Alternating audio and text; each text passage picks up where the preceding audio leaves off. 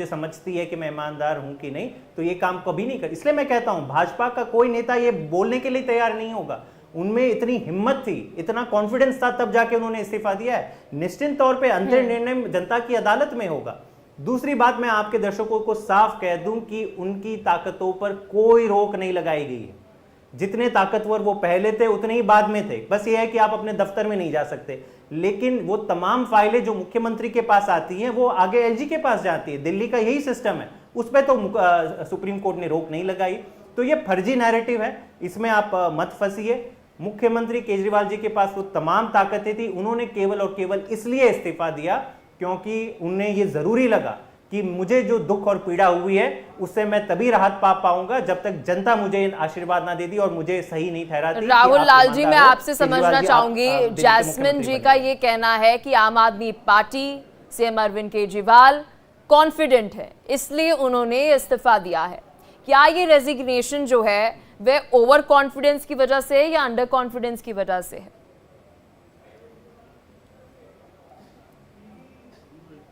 अगर किसी को कॉन्फिडेंस की कमी होगी फिर वो ऐसा निर्णय लेने से बचेंगे, तो इसलिए इसको अंडर कॉन्फिडेंस नहीं कहा जा सकता और ओवर कॉन्फिडेंस भी नहीं कहा जाएगा। क्योंकि देखिए दिल्ली, ये आम आदमी पार्टी का एक दाव ही मैं मानूंगा, क्योंकि देखिए दिल्ली चुनाव के मुहाने पे तो जा ही रहा था, लेकिन चुनाव के मुहाने पे कहीं कहीं आम आदमी पार्टी ने घोषणा करके, जैसा मैं पहले ही कह रहा था कि सबों को चौंका दिया है उन्होंने।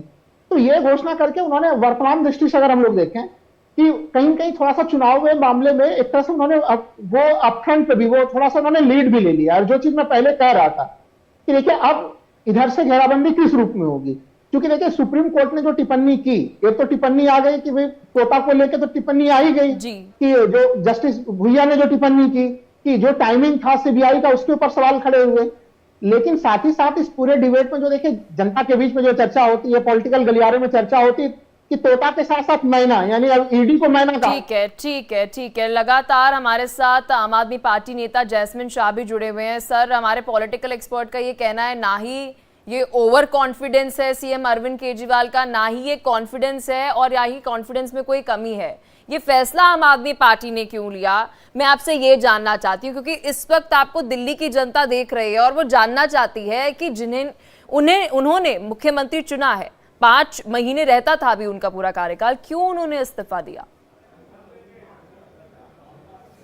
देखिए, मैं फिर से यही कहूंगा कि अरविंद केजरीवाल जी और भारत के सारे राजनेताओं में अंतर जमीन आसमान का अंतर है। अरविंद केजरीवाल जी ने अपनी पूरी जीवन ईमानदारी और जनता की सेवा में बिताया है। कोई भी ऐसा मुख्यमंत्री है देश में जिसने 10 साल झुग्गियों में काम किया हो, वहां पे रहा हो, वहां पे सोवा हो, जनता की तकलीफें समझा हो, जिसे रमन मैगसेसे से अवार्ड दिया गया हो और जिसने India against corruption movement launch किया और सबसे ईमानदार सरकार देश में चलाकर दिखाई।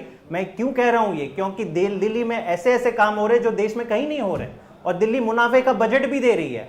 हमारे वर्ल्ड क्लास गवर्नमेंट स्कूल्स हैं, इतने मोहल्ला क्लिनिक और हॉस्पिटल्स बनाए, मुफ्त बिजली मिलती है, मुफ्त पानी मिलती है, महिलाओं को मुफ्त बस यात्रा मिलती है, फिर भी सरकार मुनाफे में है। इसका मतलब यह है कि एक ईमानदार व्यक्ति, ईमानदार नेता है। आप देश में किसी भी पॉलिटिशियन को बोल दो कि चोर हो, भ्रष्टाचार हो, वो हंसेंगे, वो बोलेंगे अरे ठीक है सभी है, हम भी हैं। लेकिन केजरीवाल जी नहीं है। केजरीवाल जी का सबसे बड़ा वेपन जो है वो उनकी ईमानदारी है और जब उस पर सवाल उठता है तो उनकी जो आत्मा आवाज थी, उन्होंने वो उसी के कारण उन्होंने ये सोचा कि मैं अग्नि परीक्षा से गुजरूंगा। मेरे लिए ये इंपॉर्टेंट है कि दिल्ली की जनता जिन्होंने मुझे चुना है, 62 सीटें दी हैं, 70 में से कम सीटें नहीं मिली थी उन्हें, फिर भी उन्हें लगा कि जनता का जनादेश, क्योंकि आज उनके ऊपर सबसे बड़ा सवाल पूछा जा रहा है जो उनकी सबसे बड़ी ताकत थी। और इसलिए उन्होंने जैस्मिन जी, आप हमारे साथ जुड़े रहिए, क्योंकि ये जानना बेहद ज्यादा जरूरी है कि इस वक्त जो दिल्ली की जनता महसूस कर रही है, आम आदमी पार्टी महसूस कर रही है और खासतौर पर बीजेपी जो महसूस कर रही है कि क्या आगे किया जाए। सीएम अरविंद केजरीवाल ने इस्तीफा दे दिया।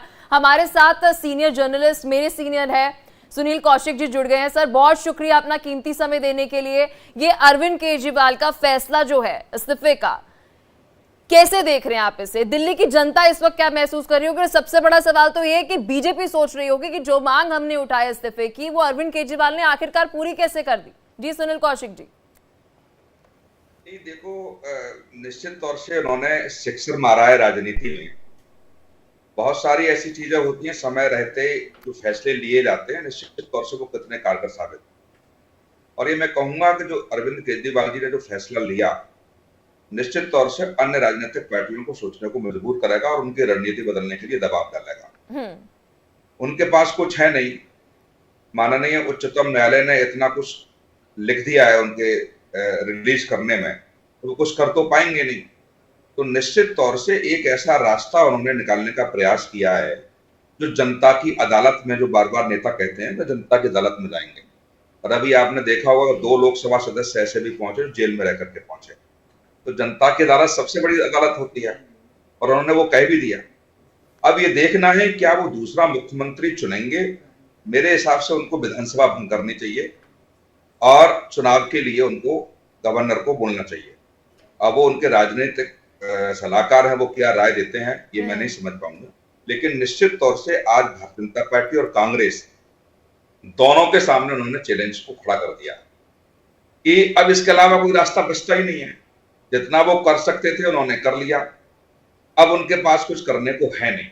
तो अब चुनाव ही है और ये कहने के लिए उनके पास मौका है कि जेल में रह करके मैं बहुत कुछ दिल्ली की जनता के लिए करना चाहता था, लेकिन भारतीय जनता पार्टी की सरकार ने मुझे करने नहीं दिया।